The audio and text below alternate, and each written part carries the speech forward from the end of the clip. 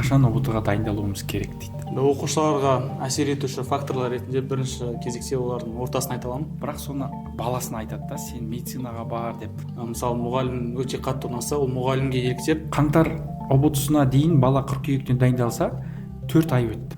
Қайырлы күн, құрметті Зерделі халықаралық мектебінің YouTube каналының оқырмандары. Менің есімім Ерсін Шоқанұлы, Зерделі хайскул директорымын, тарих пәнінің мұғалімі, ұбт эксперті. Бүгінгі біздің талдайтын тақырыбымыз мектеп түлектерінің мамандық таңдаудағы проблемалары. Осы тақырыпқа бізге қонаққа мектебіміздің профориентологы Аян Аят мырзаны шақырып отырмыз. Аян Аят мырза, сізге сөз берейік. Қайырлы күн, менің есімім Аят Аян Нұркенұлы. Кәсіби бағдар беру жұмысы бойынша 4-ші жыл осы салада жұмыс атқарып келе жатырмын.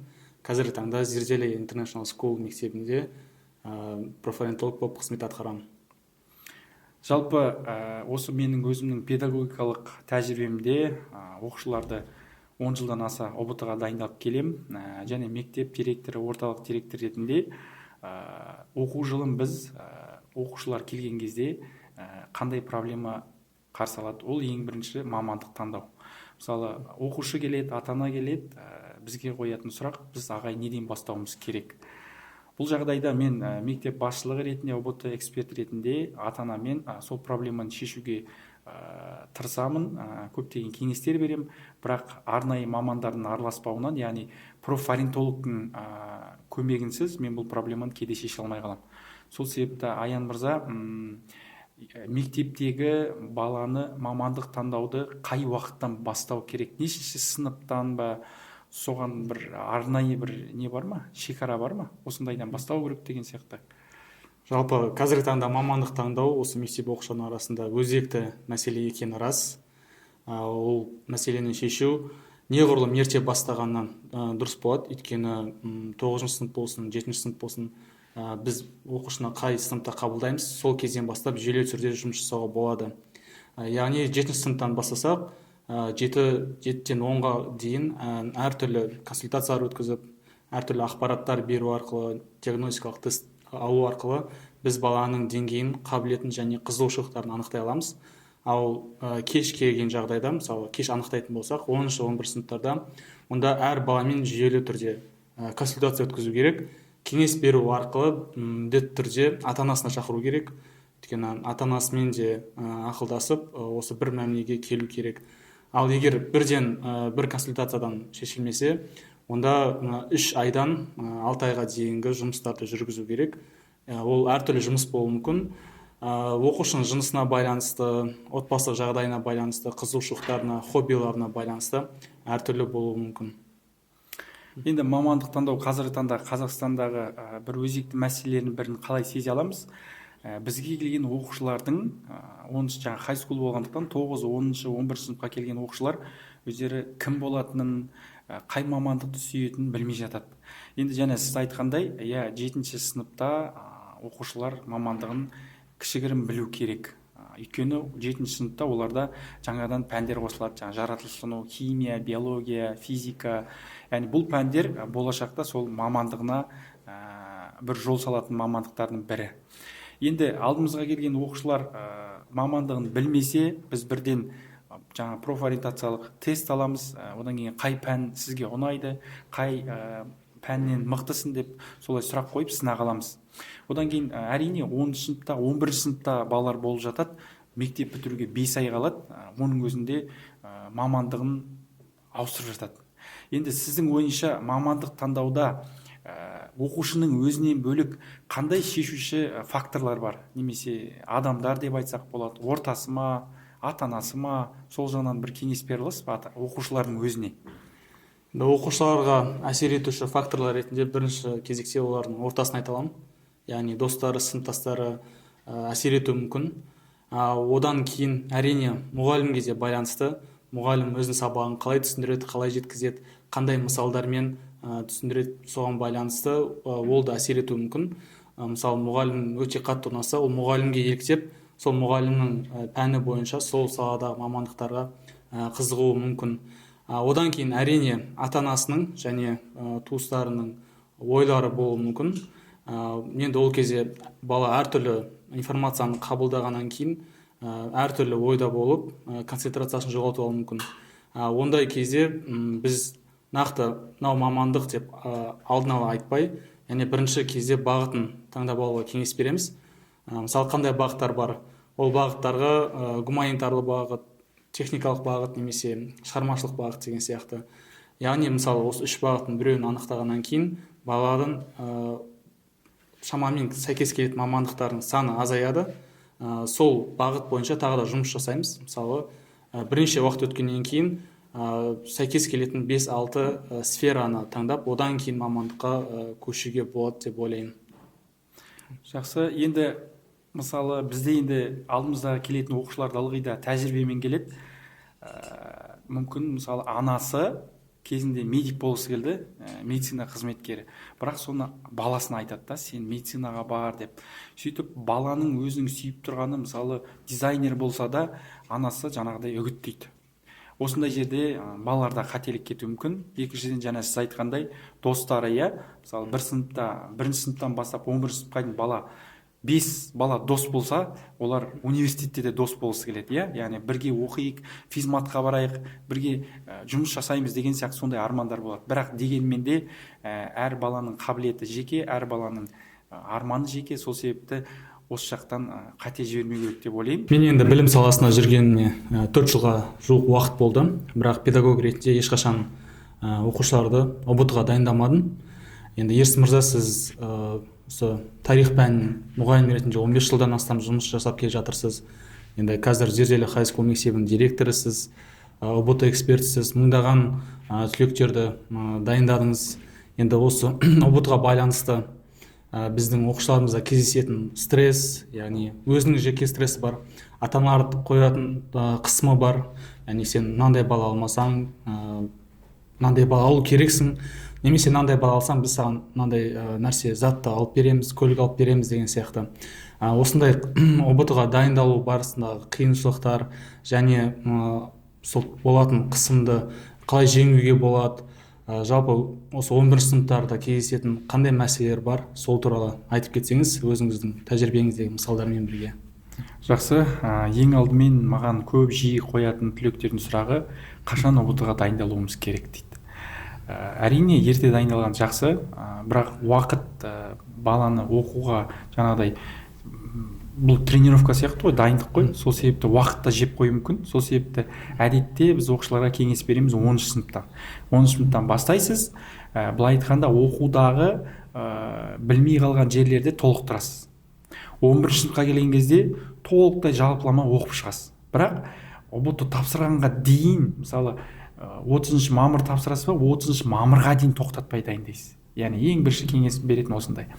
Енді шаршауға байланысты әдетте мысалы 11 сыныпта бала дайындықты бастады десек, қаңтар айында басталады. Қаңтар айында выгорание дейді ғой, шаршау балаларда басталады. Ол қаңтар ұбт-сы, бала алғашқы рет кіреді, қанша балл жинайтынын білмейді, ата-ана бір үлкен үміт күтеді, бірақ дегенмен де кейбір балалар төмен алып қалса, жаңағыдай қайғырып, іштей күйіп, ата-анасы ренжіп, сондай жағдай болып жатады.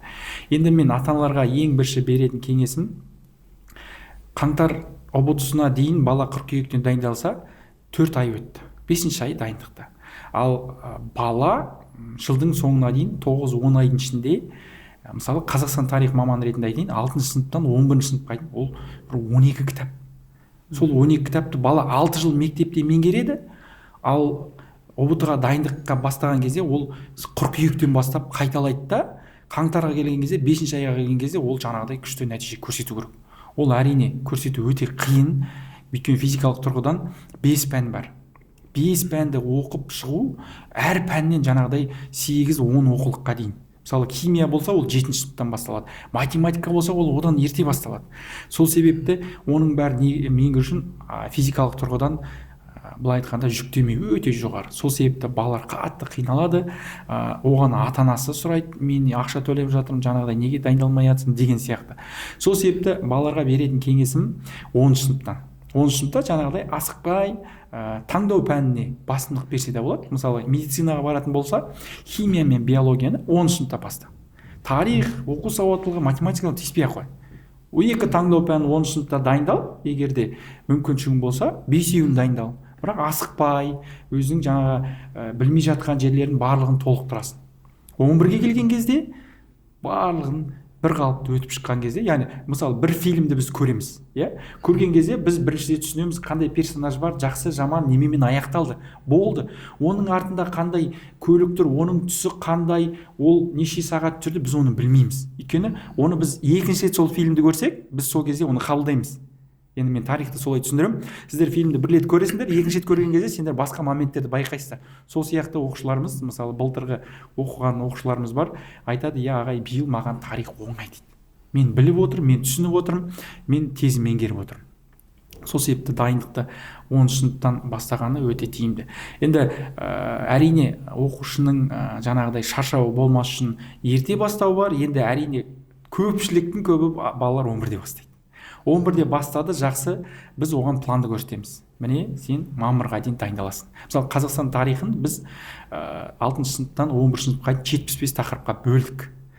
Бірінші, екінші тоқсан сен ежелгі орта ғасырларды өтесің, үшінші тоқсан сен жаңа заманды өтесің, төртінші тоқсан сен қазіргі заманды өтесің. Әр тақырыпқа слайд, тест, қайталау, жаңағы көзіз тапсырмалар, жаттау тапсырмалар беріледі. Осы кезеңнен өткен оқушы міндетті түрде ұбт-дан ең жоғарғы нәтижесін көрсетеді. Енді әдетте оқушылар 18-17 балға жеткізеді. Мысалы 120 плюс алған балалар 17-18 балға жетеді. Қалған 2 балды қосу 2-3 есе еңбек еткеннің арқасында ғана ол жетеді. Сол себепті оның ішіне баланың картаны білуі, жаңағы тарихи фактілерді білу және тарихты талдай білуі. Негізі тарихты әрқашанда жаттамау керек, үйреніп түсіну керек та. Сол себепті бала жауап бере алады. Енді қазіргі таңда тағы да бір психологиялық мәселелері бар. Оқушылар ұбт-ға дайындалу және тапсыру кезеңі, ол биологиялық тұрғыдан алатын болсақ, өтпелі кезеңге сәйкес келеді. Оқушы ұбт-ның маңыздылығын түсінуі мүмкін, бірақ оған деген қызығушылығы болмауы мүмкін, яғни мотивациясы жетпеуі мүмкін, немесе өзінің дисциплина дейді, осы тәртіп бойынша кеңестер ала алмауы мүмкін. Енді өзіңіздің ойыңыз бойынша осы тұрғыда біз мотивация жағынан дайындаған дұрыс па, немесе осы тәртіп жағынан, дисциплина жағынан дайындаған дұрыс па оқушыларды? Енді жалпы зерделі топ менеджментінде осы ұбт-ға дайындық негізінде өзінің жүйесі қойылған. Тәртіп жағынан да, мотивация жағынан да ол белгілі балдармен сайыс түрінде өтеді. Әрине, мысалы ата-ана ретінде біз айта аламыз: балам, сен ұбт-ны тапсыр, мен саған мынандай сыйлық берем. Яғни ол белгілі бір шектемеде қойылған, бірақ оған дейін бақылау бар ма жоқ па, ол бос қалады да. Мысалы, бала жетпесе, жақсы, жете алмадым деп жаңағыдай сонымен аяқталып қалуы мүмкін. Ал жалпы зерделіде біз енді күнделікті мотивациясы бар, апта сайын тапсыратын тесті бар, одан шығатын нәтиже бар. Одан кейін айдың қорытындысы бар. Мысалы, айдың қорытындысында біз балаларға шек қоямыз, жаңа бал бойынша көрсеткіш қоямыз. Осындай бал жинасаң, яғни үздік оқушы атансаң, арнайы стипендия аласың. Мысалы, әрине ол ата-ана ондай жағдай жасай алады, бірақ бала өзі еңбектенеді, жаңағыдай оқып, белгілі бір азартқа кіреді да, соның оқуының нәтижесін көрген кезде, анандай кішігірім болсын бір стипендия алып жатса, бала қуанады. Ол белгілі бір ай қадамнан өтеді да, келесі айға өтеді. Келесі айда ол тағы да мұғаліммен, жаңа өзінің бағдарламасымен, оқулығымен белгілі бір бағытта жүреді да, сол алған білімін қолданған кезде, нәтижесін көрген кезде, ода бір үлкен бір сенімдік пайда болады. Бала түсініп жатырмын, мені біліп жатырмын, белгілі бір қадамға жақындап келе жатырмын өзімнің арманына деп. Сөйтіп біз ай сайын мотивация қоямыз жаңа стипендия түрінде, және де жарты жылдық, жылдық мотивациясы бар. Енді айтсам артық болмас, қаңтар ұбт-сына біз мысалы 100 плюс бал ал деп айтамыз. Яғни Дубайға жолдама береміз, егер де сен қаңтардан 100 плюс бал алсаң. Сонда бала ойланады: жақсы, мотивация, Дубайға, яғни өз күшіммен, өз еңбегіммен мен жолдама алам. Ол да жақсы ғой. Енді әрине әркімде мүмкіншілік бар шығу, бірақ жаңа тағы айтқандай өз мүмкіндігімен, өз күшімен барған ол өте жақсы. Сол себепті біз балаларға сондай жоспар қою арқылы оларды 140 балға емес 100 балға жетелейміз. Яғни бірінші кезеңі 100 балға жеткізіп алайық қаңтарда. Қаңтар болсында 100+ аласың, яғни олардың бірінші планкасы. Одан кейін наурызда айтамыз, мысалы үздік 10-қа кір, үздік 20-ға кір. Сөйтіп наурыз айымен біз оларға шетелге жолдама береміз. Былай қарасаңыз, қазір ұбт ережесі бойынша қаңтар мен наурыз ұбт-сында ешқандай грант жоқ. Бала қызықпауы мүмкін, иә. Бірақ ол екі қаңтар мен наурыз ұбт арқылы тек ақылға түсе аламыз. Және баланың деңгейін анықтай аламыз. Бірақ ол екі фактор балаға қатты қызығушылығын тудырмауы да мүмкін. Сол себепті біз жаңағы мотивацияны қойдық. Қаңтар мен наурыз ұбт-сында бала қызығушылықпен қатысып, өзінің деңгейін алдын ала көрсетіп, қандай да бір деңгейге барып қалу үшін. Одан кейін нағыз ұбт келеді. Нағыз ұбт енді ол мамыр, маусым, шілде айларында өтеді. Ол кезде оқушылар нақты жаңағыдай грантқа түсу мүмкіндігін алады. Оған да біз мотивация қойдық. Сіз мысалы оқуға грантқа түсесіз, бірақ жаңағыдай осындай көрсеткіш көрсетсеңіз, мысалы 130-дан ассаң сыйлық аласын ақшалай, 136-тан асырсаң iPhone аласын. Енді қазіргі балалардың қызығатын сол iPhone да бар, иә, өз күшімен табады. Грантын алады, iPhone алады. Еңбектенді, өзінің несін алды. Немесе жаңағы 140 алсан зикір көлігін аласын деген сияқты қазір зерделде өзінің мотивациясы бар. Оқушылармен қазір сөйлескен кезде айтам, қалай, қанша бала аласын? Ағай, менікі 140, мен зикір алам. Яғни сондай мақсатпен жұмыс жасайды. Өзіне жақсы үлкен планка қояды. Жалпы осылай.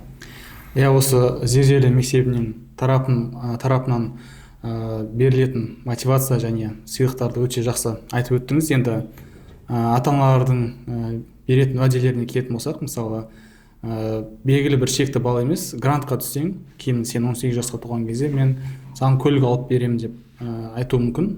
Бұл енді ата-ананың тарапынан беріп жатқан мотивация ғой. Бірақ егер де ол бала сол грантқа түсе алмай қалса, одан кейінгі жағдайлар қандай болуы мүмкін? Ол стресс алса, немесе ата-анасымен қарым-қатынасына әсер етеді ме? Сіздің тәжірибеңізде сондай жағдайлар болды ма?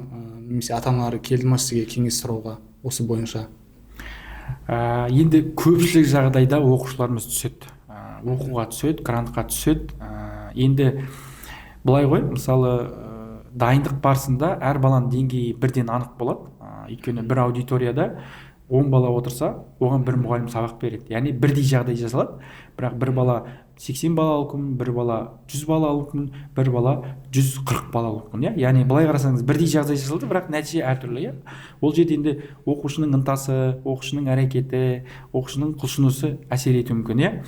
Енді қазір таңда мамандықтар өте көп, оның ішінде гранттар да көп, жергілікті бюджеттен бөлінетін грант, квоталар бар. Сол жағында қарастырамыз. Әрине, өйткені баланы жауапкершілікпен алғандықтан оны оқуға түсіру біздің міндетіміз. Енді зерделде сіздер білесіздер, біз емтиханмен аламыз, сол себепті ол жағында алдына қарастырылады. Енді бала түспей қалған жағдайда оған жол көрсетуіміз міндет. Мысалы, негізгі ұбт-дан кейін тағы да бар тамыз айының ұбт-сы. Бірақ ол өкінішке орай ақылы. Бірақ қазір мысалы әкім грантына ойнатылатын мына наурыз айында тапсырады ғой грант ұбт-ны. Соның көрсеткішімен де кейбір гранттар ойнатылады. Яғни сондай да мүмкіндіктерді енді біз мүмкіндігінше қарастырамыз. Жаңағы баланың маршрутын қайда баруға болады. Енді әрине бала 130 бал алып грантқа түсе алмай қалған жағдайлар бар. Естеріңізде болса, былтыр жаңа су тасқыны негізінде көптеген гранттар бөлінді ғой. Содан кейбір балалар грантқа түсе алмай қалды. Енді бұл жерде профориентолог бар, жаңағы біз сияқты ұбт эксперттері бар. Біз оларға дұрыс бағыттап кеңес беруіміз керек. Мына қала болмаса, мына қалаға түсу керексің. Мына мамандық болмаса, мына мамандық. Мысалы, медицинаны алайық. Медицинаның ең жоғарғысы бар, жаңағы стоматологиясы. Бірақ ең төменгісі де бар.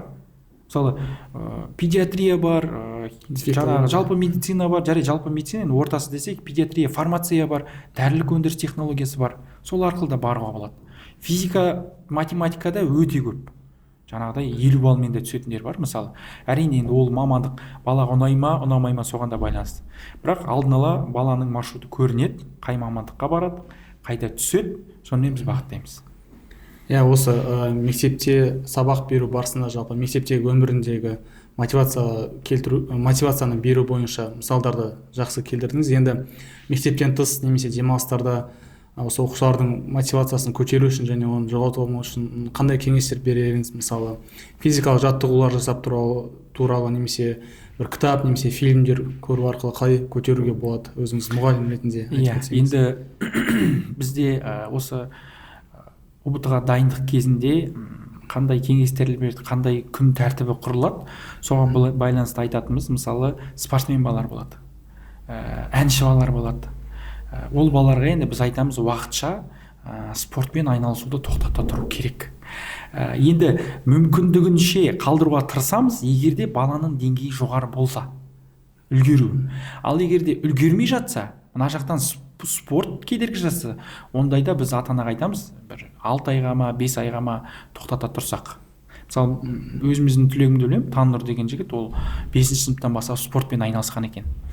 12-ші айда декабрьде келді бізге, желтоқсанда бірден өзі ниеттеніп келді да, мысалы ұбт-дан 120 балл алды, IELTS-ны алды, грантқа түсті. Ол 5 айға спортын қоя тұрды, бірақ осындай нәтижеге келді, ары қарай мысалы спортпен айналыса алады.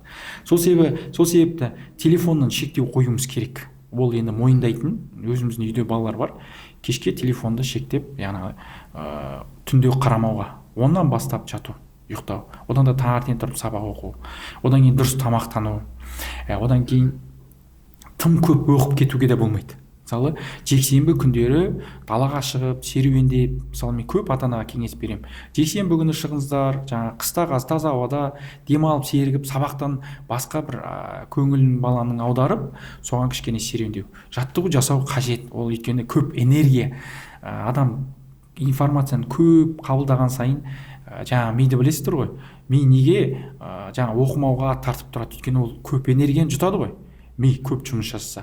Ал біз ұбт дайындық кезінде миды көп жұмыс жасағаннан энергия көп тартады. Сол себепті энергияны үнемдеу үшін немесе көп болу үшін жаңағыдай физикалық тұрғыдан жаттығулар. Енді фильм көру ол мотивациялық тұрғыдан болса, яғни жай ғана сериал көру емес, мотивациялық тұрғыдан көмегі болса, фильм көріп, жаңағыдай немесе релаксқа музыка тыңдап, ондай жасауға болады. Енді балалардың көпшілігі мен жаңа айтқандай қаңтар уақытында шаршайды, сол уақытта отбасымен бір жаңа серуендеп шығу, немесе өзінің ортасымен, мысалы қараңыздаршы, бір орта бар, оның мақсаты жоқ, ол ұбт-ға дайындалып жатқан жоқ. Ол орта, ол баланы жан-жаққа тартады, жаңағыдай қосымша мына жерге барып компьютерлік ойындар ойнайық, жаңа кешке дейін бір жерде қыдырайық, яғни режимнің бұзылуы ғой. Ал екінші орта болса, ұбт-ға дайындалатын, олар біледі да, жаңағыдай өзінің айтатын аудиториясындағы жаңа сөйлейтін тақырыптары сол мамандыққа байланысты, жаңағыдай осындай уақытқа дейін біз, жаңа қаңтар айына дейін біз мынаны дайындалуымыз керек. Мысалы оқушылар кешкі уақытта бізде мектепте қалады, кабинеттері бар, сол жерде отырып есептерін шығарады. Өйткені олар біледі, үйде барған кезде жаңа көңілі ауып кетуі мүмкін. Сол себепті жаңағыдай режим міндетті түрде. Және соңына дейін бару. Мысалы қаңтар ұбт-сында балалар, енді қаңтар ұбт-сы, наурыз ұбт-сында грант ойналмағандықтан ол сәл жеңілірек болады. Ал тапсыратын оқушылар қаңтар ұбт-сында өзіне қажетті 120 балды алып алады да, ойлайды, мен дайынмын. Ата-анам ақша кетірмей ақ қойыңыз, мен дайындығымды тоқтата тұрайын, 120 балл маған жетеді екен, менің мамандығыма 113 балл жетеді екен деп айтады да, дайындығын тоқтатып қояды. Сосын наурызда бар бір тапсырады, ол одан сәл төменірек болып қалады. Одан кейін бала түсінеді, мә дайындықты тоқтатпау керек екен деп, қайтадан бастайды да, нағыз ұбт-ға барған кезде ол жинаған балы көңілінен шықпауы мүмкін. Сол себепті берер кеңесім, қаңтар мен наурыз ұбт-сына біз өзімізге белгілі бір шаблон ретінде ғана алуымыз керек, нәтиже ретінде көрмеуіміз керек. Ал нағыз ұбт ол біздің нағыз нәтижеміз. Сол себепті қаңтар ұбт-сына біз қараймыз, бірақ оның көрсеткіші нақты емес. Сәл түсіріп есептесек те болады. Сол себепті жаңағыдай дайындық кезінде осы жерде бала босаңсып кетуі мүмкін. Мысалы былтыр Басылжанова Нұрай бізде қателеспесем наурыз ұбт-сына 138 бала алды. Ол жаңағыдай баланың дайындығына қатты сенімді болып кеткеніне де әсер етуі мүмкін да. Мысалы Нұрай өзі айтады, ағай мен мүмкін 138 бала алған қате болған шығар дейді да. Өйткені мен дайындығым азайтып қойғаным, жаңағыдай кішкене сенімді болып қалдым ба дегендей. бірақ дегенмен де ол оқушы өзін дәлелдеді, яғни 138 балын нағыз ұбт-да көрсете алды. Яғни осыны түсінгеннен. Осылай. Енді осы орайда ата-аналар туралы кетсек, енді қаншалықты ұбт-ның жақсы тапсыруына ата-аналар әсер етеді, және ата-аналар тарапынан қандай іс-әрекеттер жасалу керек осы оқушының ұбт-ны сәтті тапсыру үшін? Өте жақсы сұрақ. Қазіргі таңда енді мен осы біздің оқырмандарға айтқымыз кететіні, жаңа әсіресе түлектерге, ата-аналарымызға үш жақты одақ қой, иә? Ата-ананың бақылауы, ата-ананың талабы, ата-ананың бірге жаңағыдай оқушының дайындығында болуы бізге өте маңызды. Енді ата-аналарымыз ылғи да байланыста, жаңағыдай не істеп жатыр, қанша бала алып жатыр, жаңа апта сайын нәтижелерін көріп отырады, сол бойынша жаңа дайындап жатқан куратормен бірге байланыста болады. Егер де ата-ана жағынан былай айтқанда контроль болмаса, бала босаңсиды. Ол тек қана мұғалімнің әсерімен ғана жүре бере алмайды. Енді бала әртүрлі ғой. Бір балаға ешқандай бақылау да қажет емес. Ол өз ниетімен келді, ол өз ниетімен дайындалды, ол айтқан ұстазының тапсырмаларын орындады, өз нәтижесіне жетті. Ол бірінші бала, иә? Екіншісі, енді ата-анасы итермелеп оны әкелді, балам дайындал, оқы деп әкелгеннен кейін, әрине ата-анасы жетектеп алып келсе, ол бірден білінеді. Мысалы, консультацияға келген кезде мен қарап тұрамын да, ата-анасы баласын жетектеп әкеле жатыр ма, әлде баласы бірінші келіп, ата-анасын жетектеп алып келе жатыр ма? Сол кезде көрінеді да, егер де бала ата-анасын жетектеп алып келсе, бала құлшынып тұр, өзі ізденіп тұр, оқиым деп тұр деген көрінеді да. Ал егер де бала артында келе жатса, ол кішкене қиындау, бірақ дегенмен де онымен де жұмыс жасауға болады, дайындаймыз. Әртүрлі өзінің әдістері бар, сонымен дайындауға болады. Енді сол ата-ананың контролі, ата-ана бірге баламен болу керек, сезіну керек. Жаңағы аз бал алып жатқан кезде ата-анасы қолдау керек. Бұтымен өмір аяқталмайды ғой. Баланың ең қымбаты ол оның алып жатқан білімі. Және ол білімді алады, ол білімді қолдана алады. Сол тарихты оқитын балаларға мен айтам, ағай бізге ұбт үшін ғана керек қой тарих деп айтады. Мен айтам, сіздер ертең университетке барасыңдар, бірінші курста қайдадан тарих тапсырасыңдар, мемлекеттік емтихан. Өмірде де ол қажет. Ертең шетелге барасыңдар, сендерден сұрайды, басқа елдің адамдары қай жерден, Қазақстан деген қандай деген жауап бере алмасаң қалай болады ол деген сияқты. Сол себепті сол тарихтың маңыздылығын түсіндіріп жатамыз балаларға. Жалпы осылай. Енді осы мектеп жүйесінде ұбт-ның сәтті тапсырылуына енді бірінші кезекте мұғалімдер, одан кейін ата-ананың әсерін айтамыз, тіпті профориентологтың да әсерін айтатын боламыз қазір. Бірақ көбінесе психологтар туралы айтылмай кетеді. Осы психологтар қандай қызмет көрсетеді ұбт-ның сәтті тапсырылуына байланысты? Енді жаңағы адамның психологиясында, мінезінде әртүрлі деңгейлерге бөлінеді ғой. Кейбіреулері үндемей отырады, орнында үндемейді, сөйлемейді тарихтан, бірақ есепті шығарып отырады. Кейбір балалар сөйлеп отырады, түсініп жатыр деп ойлайсың, бірақ тестке келген кезде аз алып жатады. Содан оның нәтижеге көңілі толмай, жаңағыдай психологиялық стресске түседі, қиналады. Осының алдын алу үшін психологтар және ұбт эксперттері, жаңағы қаңтар ұбт деген сияқты алдын ала айтып отыруымыз керек та. Сен қаңтар уақытынан бастап шаршайсың, ол үшін мынаны жаса, жаңа ұбт-мен өмір аяқталмайды. Ол саған ұбт-ның жаңа оқып жатқан білімің өзіңе керек деген сияқты. Сосын ата-аналарға түсіндіреміз, жаңа балаларға қатты қысым жасамаңыздар. Көп үйде енді үй шаруасы болуы мүмкін, сол жақтан мүмкін босатасыздар. Мүмкін кейбір қыз балалар інісін, қарындастарын қарайды, мүмкін сол жақтан босатасыздар деп. Сөйтіп ата-анамен, баламен, сосын кейбір пән мұғалімдер болады қатал. Иә, мысалы қатты жаңағыдай талап етіп қалуы мүмкін, ана баланың мүмкіншілігін қарамай, иә.